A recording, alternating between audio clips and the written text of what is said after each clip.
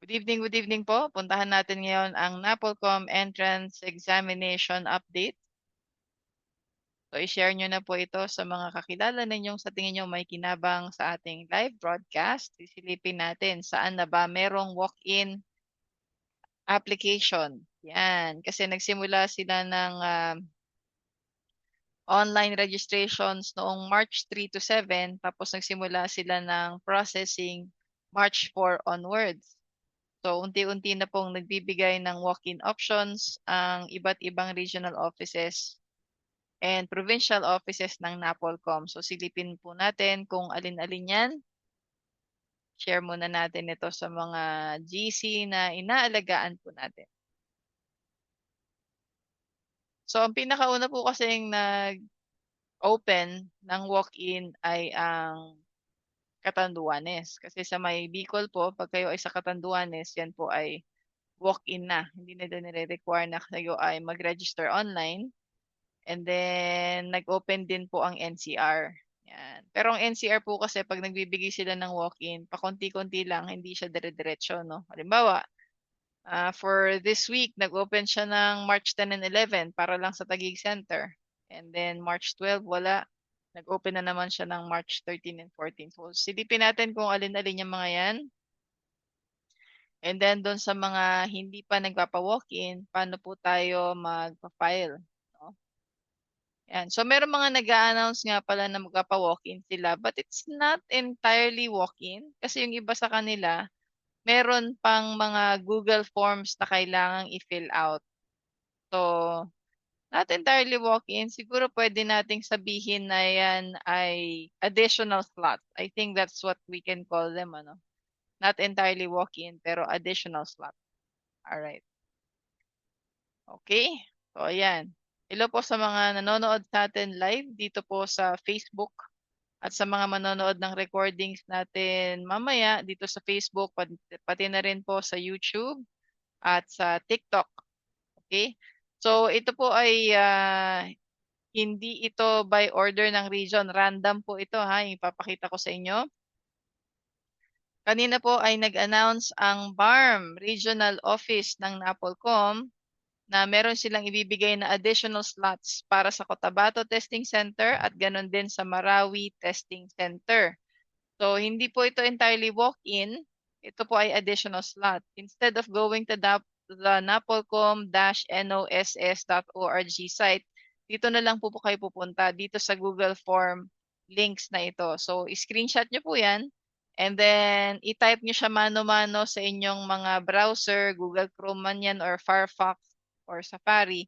And then, i-type nyo po yan, https://forms.gle Yan.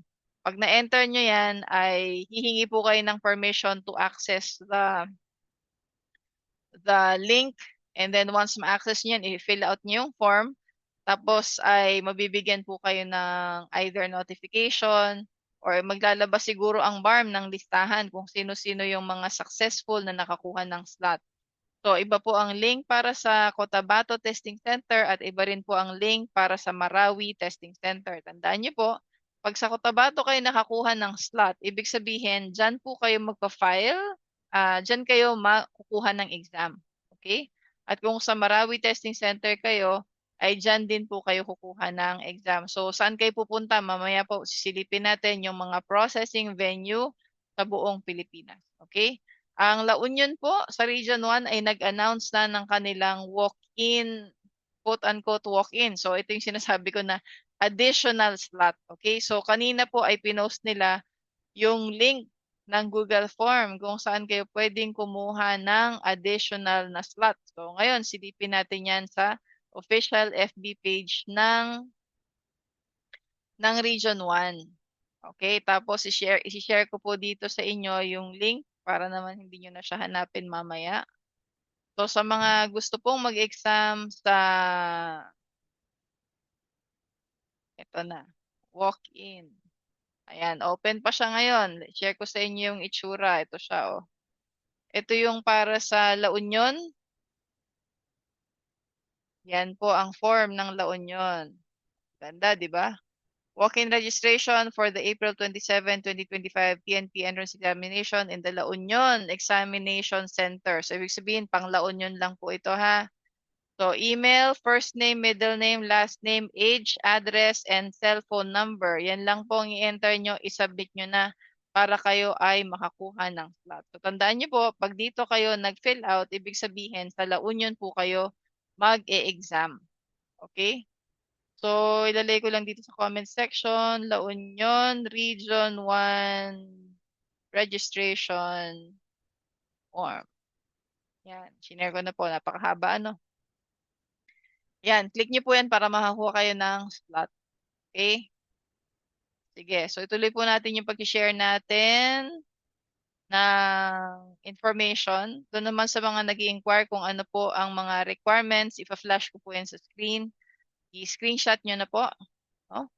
So, kailangan nyo ng isang government-issued ID showing your date of birth. Okay, please disregard that na po. Kailangan nyo pa rin yan. Kailangan nyo ng inyong CTC ng kahit na anong school, kahit na alin dito sa mga school documents natin. So, ito po ililiwanagin natin, ano, kailangan nyo po ng certified true copy ng isa lang po, no? Transcript of records, diploma, certificate of graduation. Kung meron na kayong TOR, hindi nyo na kailangan ng diploma, hindi nyo na kailangan ng COG. Kung meron kayong diploma, hindi nyo kailangan ng TOR, hindi nyo kailangan ng COG. Kung meron kang COG, hindi mo kailangan ng TOR, hindi mo rin kailangan ng diploma. Next question, paano kung wala kang CTC or Certified True Copy? Magdala ka po ng original copy. Ipakita mo yan sa regional office. And then, yung original mo, ipa-photocopy mo yan. At yung photocopy po, yan ang isasubmit ninyo sa regional office. Kailangan nyo rin ng 2 passport size na colored photos. Kayo po ay nakaputing shirt, white background, at hawak ninyo ang inyong name tag. Pinapakita ang inyong first, middle, and last names. Kinakailangan nyo rin magdala ng 1 legal size white window envelope. So legal size, ibig sabihin mahaba po yan, ano, tapos meron siyang butas na may plastic. Yan po. Dapat may kalakip siya na 21 pesos na worth of postal stamp. So dahil mga kabataan pong nag-enroll dito ay nag-a-apply, hindi nila alam kung ano yung postal stamp. Kasi po hindi na uso ngayon ang postal mail. Pero kung hahanapin niyo po kung saan ang post office sa inyong lugar, doon po kayo pwedeng bumili ng postal stamp. Okay? Yung postal stamp, yan po ang bayad para yung inyong mga sulat na ipapadeliver nyo sa post office ay yan na po yung pangbayad ninyo. So, kung wala man kayo makuha na worth 21, ang nakuha nyo ay worth 25, 30, 35, okay lang po yun. Kung hindi nyo naman pumupuntahan ng postal office dahil sobrang layo, sa regional office po, nagbebenta na sila doon ng envelope na may kasama ng postal stamps. At kailangan nyo rin po mag-submit or magbayad ng 400 pesos para sa inyong exam fee. Okay? So, isang school document lang po ang inyong dadalahin. So, tandaan po kailangan nyo pa rin pong magdala ng valid ID. At yan po ay dapat government issued. Punta naman tayo sa Dakong Bicol. Walk-in po, ito talagang walk-in to. Hindi nyo na kailangang mag-fill out ng Google Form. Sa Legazpi City po ay walk-in dyan from March 17, that's next week. So 2 linggo po ang ibinibigay sa inyo or until slots last. Pagka po wala ng slot, tapos na po ang walk-in. Kaya pumunta na po kayo sa either Legazpi City, Naga City, or Catanduanes. So ano po yung mga dates?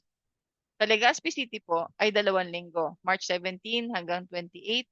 Yan po ay sa Napolcom Regional Office sa may Regional Government Center sa Rawis, Legazpi City, Albay. Kung kayo po ay taga Naga City, yan po ay 1 linggo lang ang walk-in. Next week lang po yan. So agapan ninyo, March 17 to 21 or until slots last. Pag naubos na po ang slot, tapos na po ang walk-in. Pumunta po kayo sa Camarines Sur Police Provincial Office. Yan po ay nasa Camp Colonel Querubin Miranda, Concepcion Grande, sa Naga City, Camarines Sur. So, makakasabay nyo po dito yung mga merong online registration. So, halimbawa, pumunta kayo ng March 17, huwag nyong expect na porket madaling araw kayo pumunta, ay uunahin po kayo. Bakit? Kasi, uunahin po nila or ipa-prioritize nila yung mga mayroong nakuhang appointment dahil nag-online registration sila from March 3 to 7. Okay? Pero syempre, ma-accommodate ka. kayo. At saka merong announcement po ang Region 5. Sabi nila, kung ang iyong appointment ay March 28 pa or March 27, pwede ka nang pumunta any day dito sa Legazpi. At sabi nila sa Naga City, pwede ka na rin daw pumunta any day. Basta sa Naga City ang iyong appointment. Okay? At syempre, dun sa mga gustong makasiguro na sila ipapasa, aba dito na kayo sa AMV Learning and Development Center mag-aral sapagkat ang inyong abang lingkod ay nakapagturo na rin po sa mga kapulisan. Ano po? So, para po legit at siguraduhin yung kayo makakapasa, dito po kayo sa AMV. Meron po tayong 15-day final coaching from 8:30 p.m. to 10:30 p.m. Mondays to Fridays. Yan po ay magsisimula na sa April 7 hanggang April 25 para po kasama kayo sa mga wall of passers ng NAPOLCOM entrance exam. Okay? Sa mga kababayan natin sa Apayao, meron po kayong walk-in starting March 18 hanggang March 20 lang po. 3 araw po ang walk-in sa Apayao sa may San Isidro Sur, Barangay Hall, Luna, Apayao. Para hindi nyo na kailangan pumunta sa teacher's camp sa may Baguio. Sa bandang ba yung south? Nakalimutan ko na. South by Timog, nakalimutan ko na.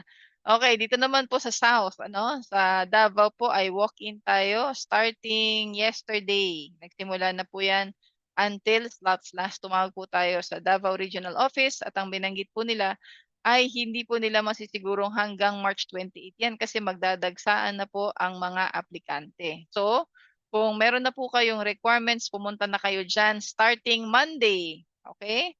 Yan po ay sa NAPOLCOM Regional Office, second floor, Cope Building sa may CM Recto Street, Poblacion, Barangay 34D, Davao City. Walk-in na po sa Davao, punta na po kayo dyan. But of course, priority po yung mga nag-online registration. At para po sa mga taga Region 7, whether kayo ay from Siquijor, Dumaguete, Bohol, or Cebu, walk-in na rin po dyan. No po?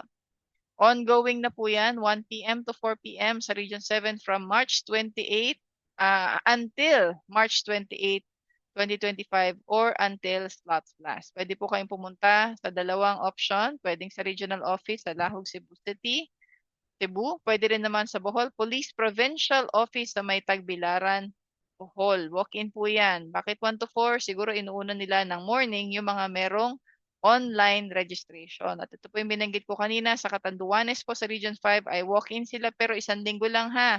March 24 to 28, 2025, pumunta po kayo sa second floor, Capitol Dome, Catanduanes, Capitol Building sa may Virac, Catanduanes. Ang NCR po ay katatapos lang ng walk-in today, so congratulations sa mga nakakuha ng slot, no? At yung mga pumunta today, tandaan ninyo, yan po ay para sa Taguig City ha. So kung nakakuha kayo ng slot, ang exam niyo po ay sa Taguig, hindi sa Marikina, hindi sa Quezon City. Sa Taguig po ang inyong testing center. Sa mga nagtatanong, meron bang walk-in next week? Maghintay po tayo ng announcement. Okay? Sa Region 2 naman po ay good news dahil walk-in po sa Robinsons Isabela starting March 17 to 21. So 5 araw po yan, no? So, ang announcement po dyan ng regional office sa Region 2, kahit daw po ang inyong appointment ay March 24 to 28 sa Tuguegarao, pwede na kayong pumunta dito sa Robinsons Isabela next week from March 17 to 21. Ulitin ko po, kung kayo po ay pumili ng Isabela City bilang inyong testing center, or Santiago City rather, kung Santiago City ang pinili ninyong testing center, hindi nyo na kailangan pumunta ng Tuguegarao para sa processing. Kung Santiago City ang pinili ninyong testing center, pwede na kayong pumunta sa Robinsons Isabela from March 17 to 21. Mas malapit po yan sa inyo. Ilang oras din yan, ano? At matagal lang hintayan ng van dyan. Tayo ay lagi dyan sa may Isabela and Tuguegarao before. Hello nga pala sa mga taga Isabela and Tuguegarao, mga taga Cagayan, sa Batanes, sa Nueva Vizcaya, and Quirino, tsaka Rojas. Okay? So, dyan po yan. Pwede kayo sa Robinsons, Isabela. Okay? Ayan. So, yung mga walk-in na binanggit natin kanina, Region 2 sa Isabela. So, kung kayo ay taga Batanes, mas malapit ay sa inyo ang Tuguegarao. Hintayin natin. May walk-in na ba ang Tuguegarao? Wala po silang announcement. Okay? So, paano ang pinuntahan na natin ng Region 1? Merong walk-in sa La Union. Ang Region 2 sa Isabela, sa may Santiago City, meron. Yun namang Region 3, wala pa silang announcement ng walk-in. Ganon din ang Region 4A, may Maropa, wala pa silang announcement ng walk-in. Ang Region 5, walk-in na po. Legazpi City and Naga City, ganon din sa Catanduanes. Sa Region 6, sa may Aklan, Antique, Capiz, Dumaguete, Negros Occidental, meron pa ba ako na-miss? Anim yata yung nasa Region 6. Aklan, no? Aklan, Antique, Capiz, Negros Occidental, Dumaguete. Wala pa pong announcement ng online ng walk-in, pero sa Region 7 meron na sa Cebu and Bohol. Region 8 wala pang announcement. Region 9 wala pa. Region 10 wala. 11 sa Davao meron. Sa may Davao Regional Office, Region 12, wala pang announcement. Ang BARM, meron na additional slots. Ang CAR, meron sa Apayao. And then NCR, maghihintay tayo ng additional na announcement kung kailan ang susunod na walk-in nila. Okay? So, para po kayo ay mapasama sa ating wall of passers ng NAPOLCOM entrance exam. Kita nyo naman, nandyan. Kaya dito sa EMV, pag sinabi nating marami tayong passer, marami po tayong passer. Hindi pa dyan kasama yung mga gustong maging anonymous, no? Shoutout dun sa mga nagkasabing libo-libo ang passer nila pero wala naman silang pinapakitang picture, pangalan, tsaka kung saang region nang galing. Talagang amazing.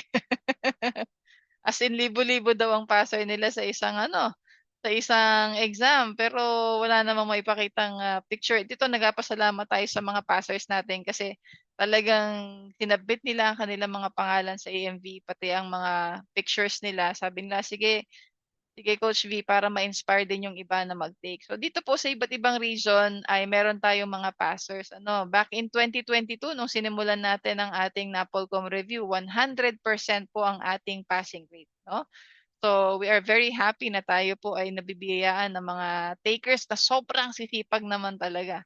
Ang passing rate po ng NAPOLCOM entrance exam ay 70%. So kayang-kaya nyo rin pong ipasa yan. Now, puntahan naman natin ngayon saan naman po kayo magtutungo or dediretso kung halimbawang gusto niya nang mag-apply para sa NAPOLCOM entrance exam. Silipin po natin kung saan yung mga processing centers. Okay? Ito na, processing venues natin ha. So ito po ay random, hindi po ito from north to south. So screenshot nyo na lamang po, hopefully makatulong po ito sa inyo. Simulan natin sa Region 6. Okay, Aklan, Antique, Capiz, Dumaguete, Negros Occidental. Sana wala akong nakalimutan. So sa Region 6, hindi nila binanggit sa announcement kung saan, pero ang kanila pong regional office ay nasa corner Fuentes de Desma Street sa may Iloilo City. Sa may Negros sa Occidental. Kung Cebu naman po, pwede kayong pumunta sa NAPOLCOM Regional Office. Yan po ay nasa number 210 North Bacalso Avenue, Cebu City. Sa mga nasa Bohol, pwede kayong pumunta sa Bohol Police Provincial Office. Yan ay nasa Camp Dagohoy, Pamblot Circumferential Road sa Tagbilaran City. Sa Region 8 po ay magka-file kayo sa 760 Real Street, Tagkahan District, Tacloban City, Leyte. Wala pong ibang location yan kung hindi Region 8. Meron din po sa Catbalogan. Sa mga taga-Pagadian City naman po, kung meron na kayong appointment dyan, ang pupuntahan nyo po ay ang Regional Office 9. Yan po ay nasa Gumilaw Building, Jesueta Street, Purok, Santan B, San Jose District, Pagadian City, Zamboanga del Sur. Sa Region 10 naman po, ang pupuntahan nyo ay ang NAPOLCOM Regional Office na may 3rd floor, CKY Center sa Capistrano, Chavez Street, Cagayan de Oro City. Sa Davao del Sur po, ang pupuntahan nyo dyan ay ang NAPOLCOM Satellite Office sa Municipal Hall, Sulok, Davao del Sur. Kung NCR naman po, whether ang testing center ninyo ay Makati City, or rather Taguig, Quezon City, or Marikina City, ang inyo pong filing ay sa isang lugar lang. Yan po ay nasa NCR Regional Office sa 371 Senator J. Hill Puyat Avenue, Makati City.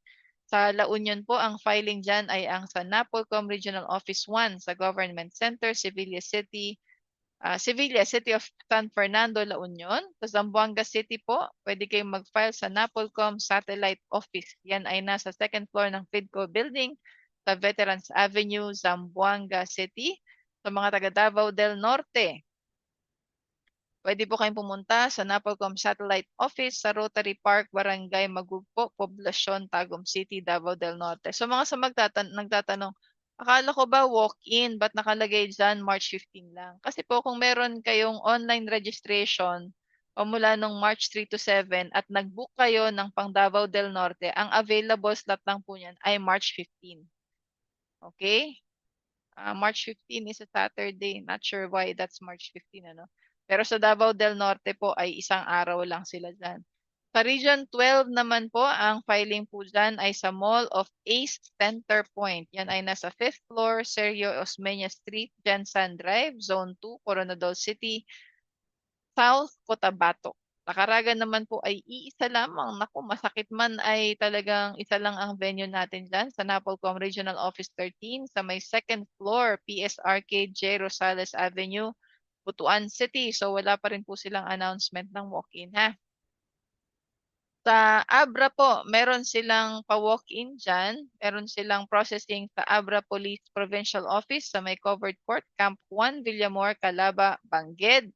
Abra. Sa BARM naman po, ang filing ay sa Napolcom Regional Office sa may 3rd floor, Elena Vico Building, Don Rufino Alonso Street, Cotabato City. Sa Baguio po, ang filing natin ay sa Napolcom Cordillera Administrative Region sa number 26 Teachers Camp, Baguio City. Kung kayo naman ay taga Pangasinan, pumunta po kayo sa Pangasinan Police Provincial, or rather, Pangasinan Provincial Office.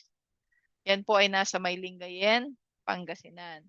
Sa may Tuguegarao naman po, dalawa ang pwede niyong puntahan. Either dyan sa may Regional Government Center sa Carig Sur, Tuguegarao City. Mas konti ang pumupunta dyan. Mas marami ang pumupunta sa Robinsons, Tuguegarao. Yan ay nasa lower ground level. Malapit po sa supermarket. Sa mga nasa Region 3 naman, Aurora, Bataan, Bulacan, Tarlac, Nueva Ecija, Zambales. Kaya ako nakalimutan. Pampanga. Yan. Sa Region 3 po ay pumunta kayo sa Napolcom Region 3 Building. Diosdado Macapagal Government Center sa may Barangay Maimpi, City of San Fernando, Pampanga. Kung kayo po ay sa Region 4A, ang filing po niyan ay sa Napolcom Regional Office sa 006 NPTI Building, Camp Vicente Lim, Calamba City, Laguna. Sa mga taga Mimaropa naman po, pwede kayong pumunta sa Napolcom Mimaropa Regional Office sa Units 8 to 12 Expressive Gallery, Madison South, Barangay Balito, Calamba City, Laguna. Kung kayo naman po ay nasa may Mindoro, pwede kayong pumunta sa Napolcom Calapan Satellite Office. Ano po, yan ay nasa Camp Brigadier General Efigenio C. Navarro, Barangay Suki, Calapan City, Oriental, Mindoro. Kung kayo naman ay nasa Palawan, pwede kayong pumunta sa Napolcom Palawan Satellite Office, Camp Higinio A. Mendoza Sr. sa may Barangay Tinigiban, Puerto Princesa City, Palawan. Sa Catanduanes po, pumunta kayo sa Capitol Dome, 2nd floor, Catanduanes Capitol Building sa may Virac, Catanduanes. Ang office naman po sa Legazpi City ay Napolcom Regional Office 5, Regional Government Center, Ruiz, Legazpi City, Albay. Sa Naga City ay Camarines Sur, Police Provincial Office sa Camp Colonel Juan Quirobin Miranda, Concepcion Grande, Naga City. Yan po ang mga pwede nating puntahan para tayo ay mag-file na po para sa processing. Binanggit na po natin ang mga requirements kanina. Sana po nakatulong yan sa inyo. Agapan niyo po ang pagpunta sa mga processing venue dahil limited po ang slots niyan. Hindi po porket sinabing hanggang March 28 ay sasagarin po natin dahil unahan po yan, no? Meron silang certain number of slots that they're going to give on each given day. So sana po makatulong yan sa inyo at tandaan po, kung gusto nyong maipasa ang Napolcom entrance exam at gusto nyong sigurado kayo na talagang may pumapasa, dito po kayo sa EMV Learning and Development Center. Tingnan niyo po ang ating page, makikita niyo tayo ay 100% legit. Pag sinabi natin may passer tayo, nandyan ang mga mukha, ang complete name, pati ang kanilang mga region. No? So I'm looking forward to helping you pass the April 27 Napolcom entrance exam. Mag-PM po kayo sa EMV Learning and Development Center para makakuha kayo ng discounted rate. Maraming salamat po and kita-kits po sa ating review.